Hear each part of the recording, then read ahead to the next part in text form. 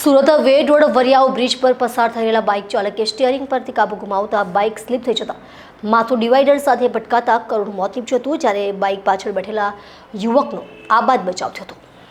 વેડ Variyav bridge પર સવારે અકસ્માતની ઘટના બની હતી। બ્રિજ પરથી પસાર થઈ રહેલા બાઇક ચાલકે સ્ટીયરિંગ પરથી કાબુ ગુમાવી દેતા બાઇક સ્લીપ થઈ જતા માથું ડિવાઈડર સાથે ભટકાતા ઘટના સ્થળે જ કરુણ મોત નીપજ્યું હતું, જ્યારે બાઇક પાછળ બેઠેલા યુવકનો આબાદ બચાવ થયો હતો। 19 વર્ષીય રાકેશ રઘુનાથ ભીલને માથામાં ગંભીર ઈજા થતાં તેનું ઘટના સ્થળે જ મોત નીપજ્યું હતું।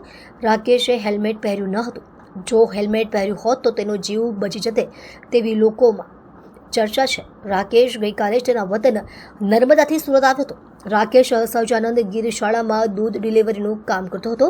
ઘટનાને પગલે સિંગણપોર પોલીસે વધુ તપાસ હાથ ધરી છે। નામ વિશાલ વિશાલ શું થયું હતું? આ ગાડી 30-40 ની સ્પીડમાં હતી અને એને ચક્કર અચાનક આવી ગયા। શી ખબર કે ગાડી ફૂટપાથ હારે ભટકાડી જાય।